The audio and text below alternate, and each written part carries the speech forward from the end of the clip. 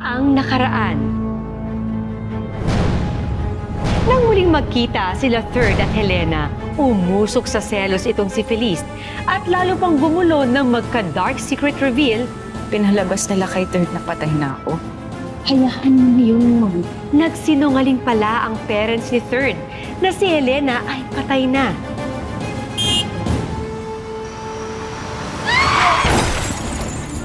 At si Feliz pala ang bumangga sa kotse ng dalawa. Kung kayo si Third, ano ang gagawin nyo? Kakayanin nyo bang iwan ang babaeng iyong pinakasalan? Kung malalaman nyo ang lahat ng paghihirap nyong pinagdaanan, siya pala ang may kagagawan. Sundan ang makapigil hiningang episode finale dito lang sa Tadhana.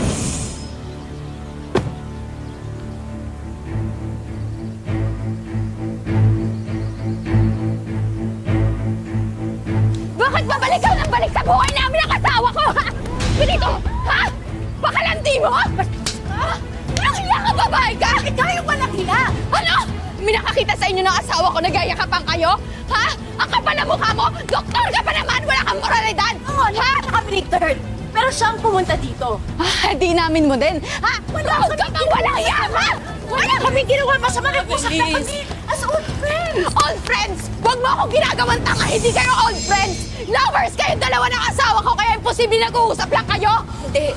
We just said our final goodbyes. Yun na yun. Sayong-sayo na yung asawa mo, kaya huwag kang mag-isip ng kung ano-ano. Ganyan na ganyan yung sinasabi ng mga tipikal na kabit eh. Walang hiya ka lang, pakalandi mo, babae ka! What? Hindi ako malandi!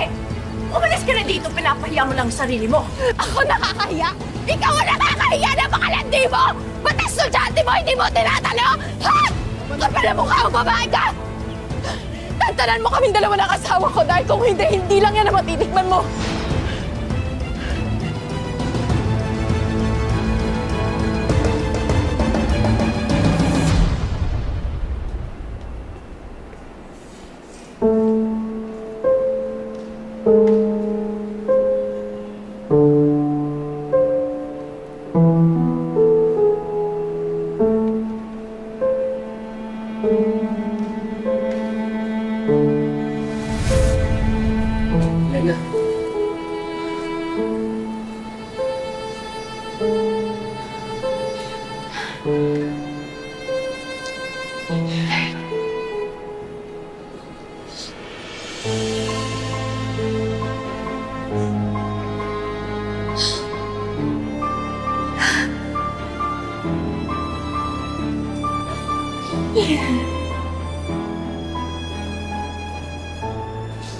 Bakit hindi mo ko inaamin?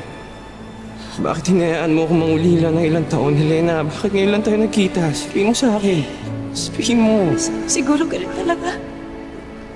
Third, hindi tayo tinadhana para sa isa't isa. Kaya naging ganito yung kapalaran natin.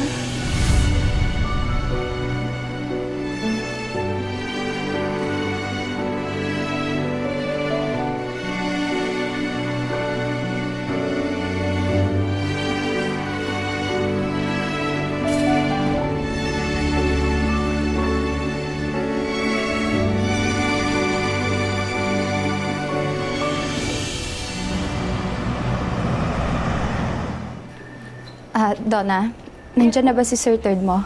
Ay, hindi ko po napansin, ma'am eh. Pero hindi ko pa rin po nakikita simula po nung umalis siya kanina.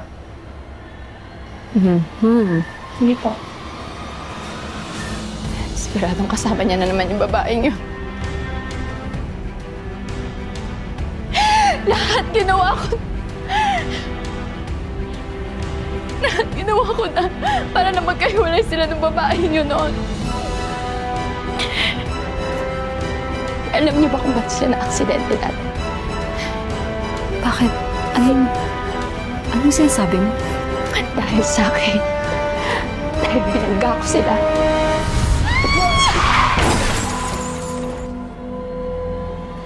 Hindi ko nga alam ba't buhay pa rin yung babae yun hanggang ngayon. Oh my God ka, Feliz? As in, ikaw? Ikaw yung bumangga sa kanila noon? Oo. Ako yung bumangga sa kanila. And I am not afraid to do it again if I have to. Anong sabi mo? Third,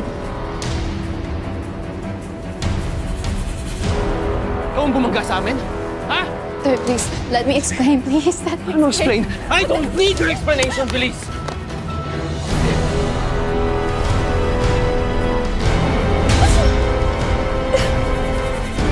Oh my God, she's bleeding! Third! Oh my God!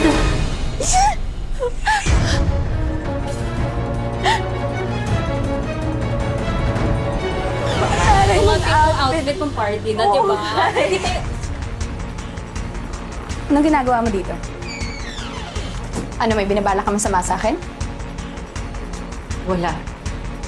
Feliz, ako yung doktor na inassign sa'yo. Kung tingin mo mapapatay mo kaming dalawa ng anak ko, mas nagkakamali ka. Kasi uunahan na kita. Calm down. Wala akong masamang intensyon sa'yo. Ginagawa ko lang ang trabaho ko bilang doktor mo. Ang gusto ko lang, Feliz, maging maayos ang kalagayan mo. At ng baby mo, huwag ka lalapit. Lumayo ka sa akin. Lumayo ka sa amin ang anak ko! Lumayo ka sa akin! Palisin niyo nga yan! Sige, magpapadala na lang ako ng iyong. Umalis ka na! Huwag na huwag kang babalik dito! Ayoko makita yung pagmumukha mo! Ganda, okay?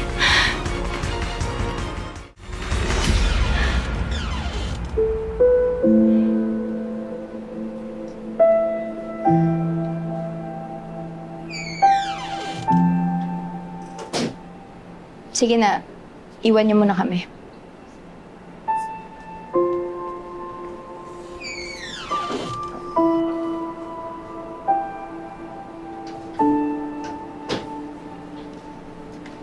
Kumusta ang pakiramdam mo? Kailangan na natin umalis dito. Nandito si Helena kanina. Alam mo, pakiramdam ko parang may binabalak siya eh. Baka gusto niya akong patayin kasi hindi pa siya nakaka-move on sa'yo kasi kakakasalan natin tapos magkakababy pa tayo. Tigil mo muna yan. Hindi ko na klase yung babae si Helena. Okay? Please, pakinggan mo ako. Right now, your goal is to be healthy and to make sure that the baby is safe. Please. Paano ako magiging healthy kung pakiramdam ko may aagaw sa asawa ko? Please, Diyos ko. Ano ba? Bakit ba ganyan ang mga iniisip mo?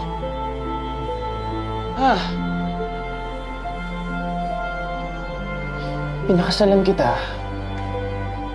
Dahil mahal kita. At gusto kong bumuo tayo ng pamilya. Tayong dalawa. Okay, huwag ka na mag-isip na kung ano-ano. Pinakasalan mo nga ako. Pero nung bumalik naman si Helena, di ba nagbago lahat?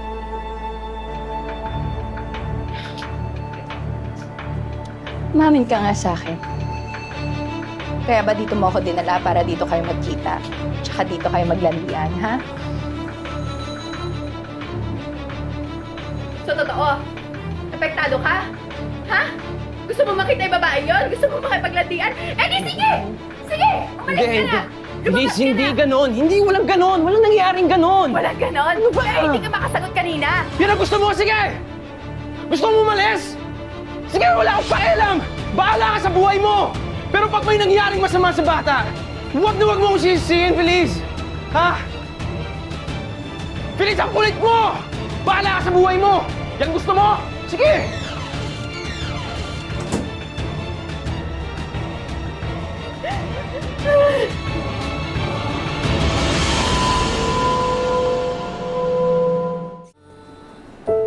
Oh, sinunod kita sa office mo, wala ka dun eh. Dito ka lang pala. Na-admit dito sa hospital yung asawa ni Third. Yung na nagbunot sa'yo? Yung matapang? Inaway pa niya ako kanina. Pinagbibintangan niya ako. Iniisip niya, papatayin ko siya anymore. What? Sila ng baby niya. Imagine, ako. She's obviously under a lot of emotional stress. Kaya nasabi niya yun.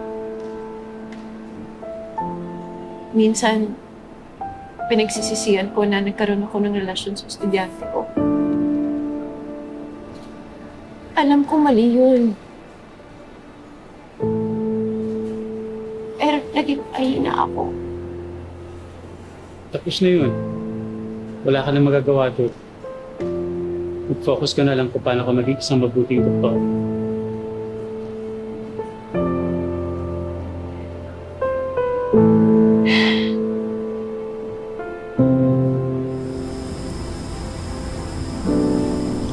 Alam niyo, sa totoo lang, tinanggap ko na eh.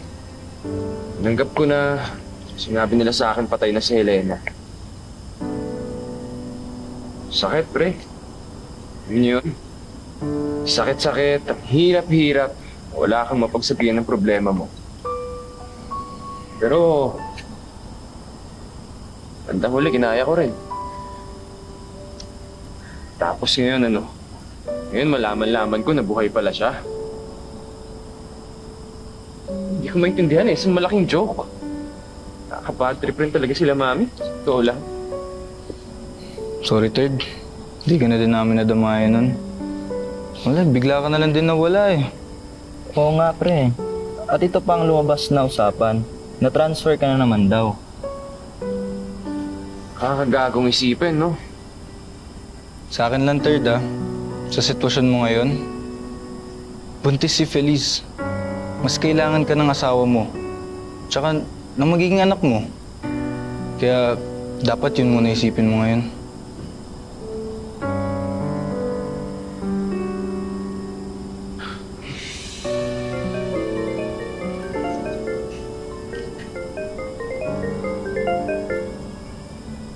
Hello? What? Si Feliz. Bugod daw ulit sa ospital. Ha? Teka, puntahan ko lang.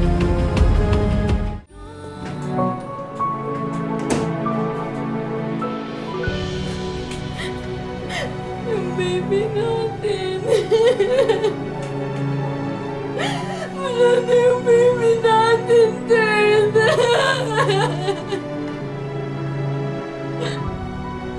Yung baby natin. Oh, baby ko.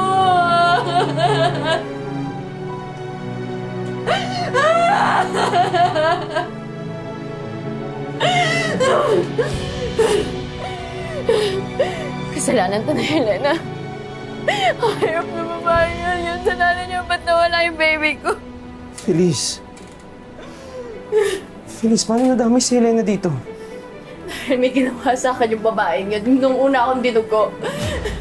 Kaya huminan siguro yung kapit ng baby natin. Kaya nawala yung baby natin. Hindi. Feliz, wala siyang ginawa sa atin. Wala siyang ginawa sa iyo, sa baby natin. Hindi ganun yun.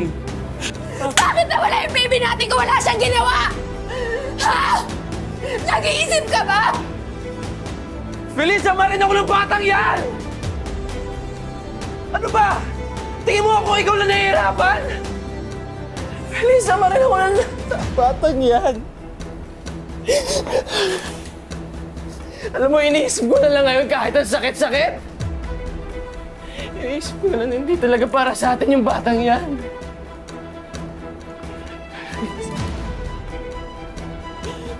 Ang awa mo na makinig ka naman sa akin. At kung hindi, kung ano-ano iniisip mo.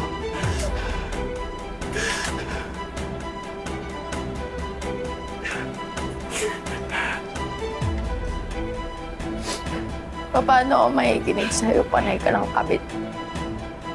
Malandi ka, wala kang kwentang ama. Feliz, tama na. Feliz, huwag ka manisin na ibang tao. Ha?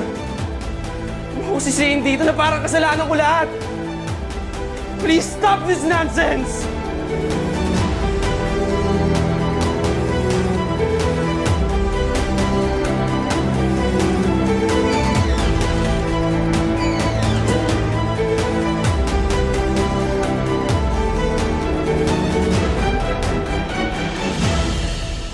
Huwag kang magpapa-apekto sa mga sinabi sa'yo ng Feliz na yun. Sinusubukan ko naman eh. Pero masakit mapagbintangan ng isang bagay na hindi ko naman kasalanan. Kahit hindi naman si Feliz yan, kapag nakatsyempo ka ng pamilya ng pasyente, hindi tanggap kung ano man yung pinalabas na magpapagamot, sisisihin ka din. Habaan mo pa yung pasensya mo. Marami ka pang may encounter na gaya ni Feliz. Sana ganun lang kadali mo pasensya. Tara.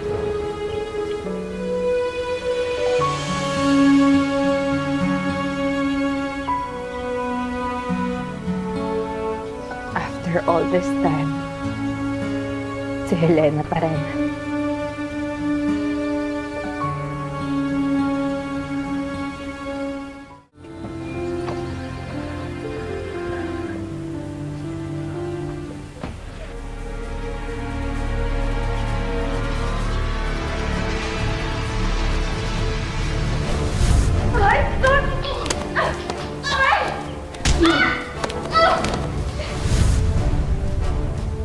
Helena! Pwede ba tayo mag-usap? naloob ay ako ng gulo. Kahit saglit lang. Kung may gusto kang sabihin, sabihin mo na ngayon. Dito. O sige, dito ko sasabihin. Pero sana makinig ka. Magmamigrate na ako sa Canada. I will start a new life, Helena. Hinanap talaga kita kasi gusto kong humingi ng tawad sa'yo. Sa lahat ng mga nagawa ko. Alam mo, nung kinasal tayo, I promise to love you and protect you. But I turned out to be a bad husband. Kaya sana, kahit late na ang paghingi ko ng tawad, mapatawad mo pa rin ako. Sorry, Helena. Sorry.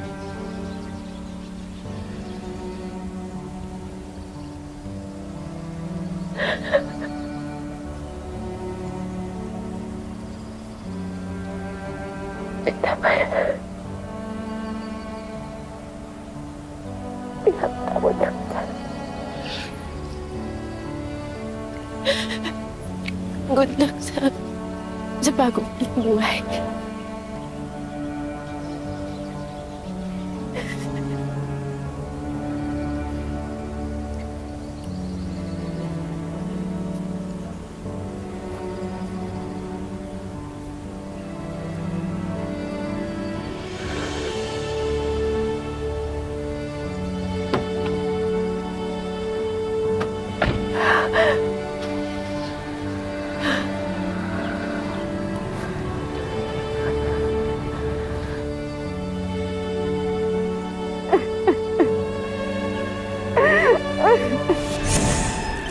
Painumin mo to kay tatay araw-araw, ha? Huwag mo kakalimutan. Yan po talaga, Doktora. Kasi lagi niyo po kami tinutulungan. Basta't kaya, tutulong ako. So, ingat kayo, tay. Nurse Chi, check yung pasyente na nagwawala sa ward. Ha? Iyak ka ba, bata? Kayo mga tao! Ano ba? Nasay mo ka na!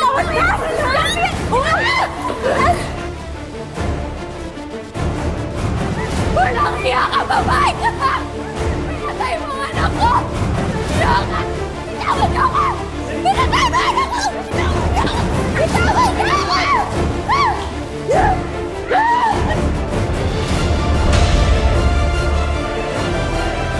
Mamatay ka na!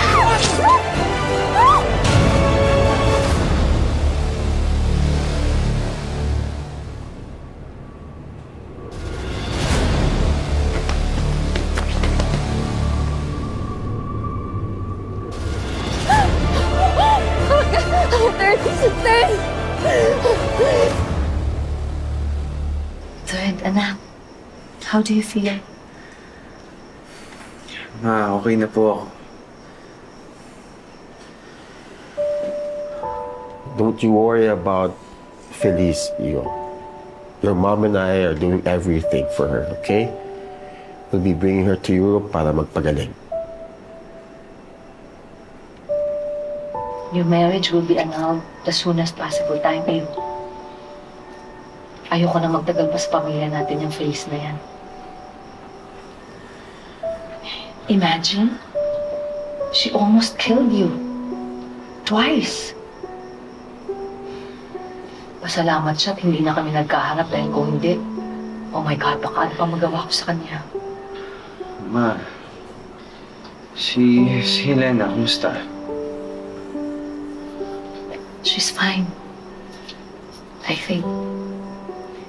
Pero anak, ilang beses ka na dinalaw dito sa room mo while you were asleep.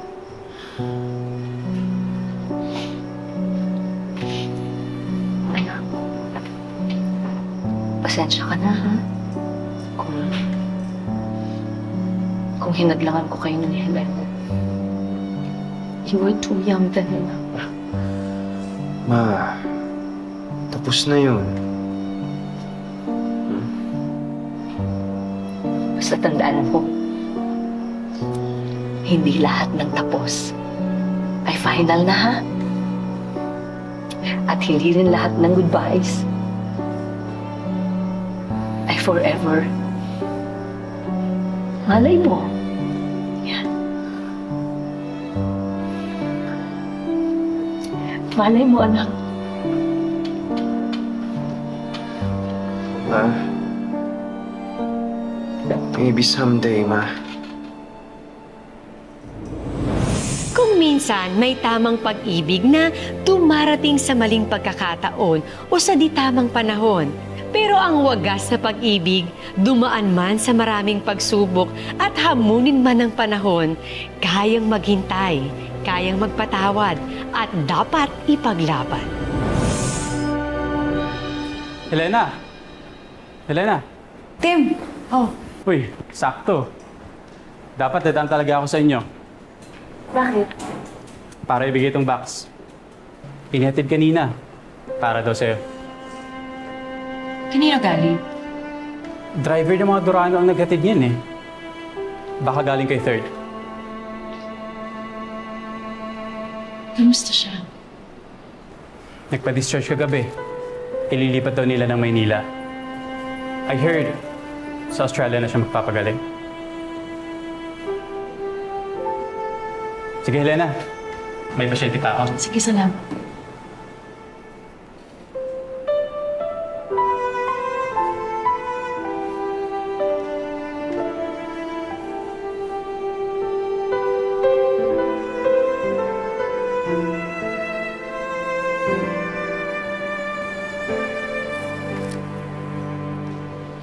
Dear Helena,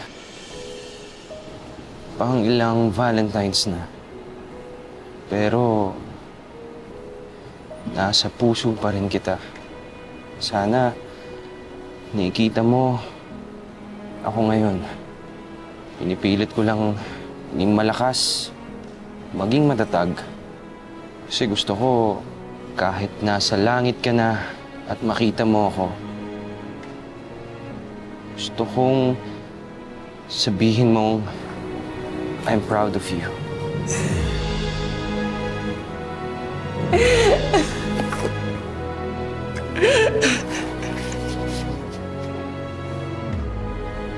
Dear Helena, 10 years nang nakalipas.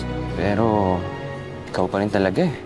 Kahit anong gawin ko, ikaw lang ang kilala ng puso ko, Helena. Sana hintayin mo ako.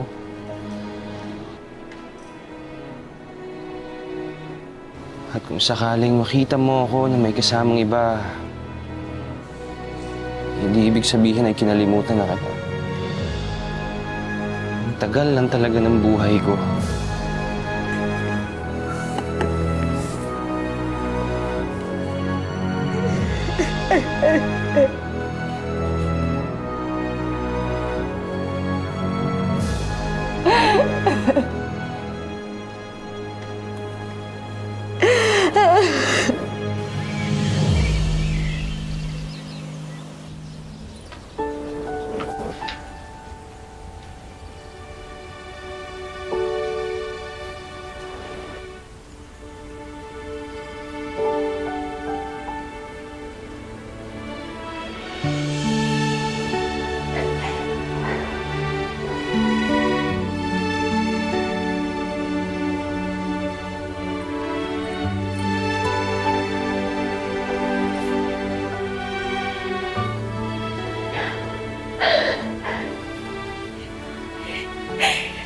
Inintay kita.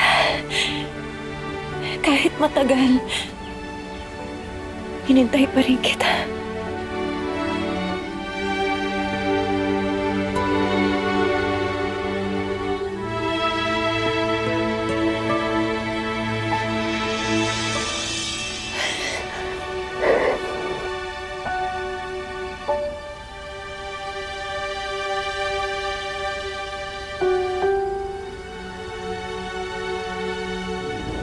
Ang buhay ay hindi lamang isang daan na iginuhit para sa atin. Ito ay sangang daan na nagbibigay sa atin ng maraming pagkakataon na pumili at tahakin ang sarili nating tadhana.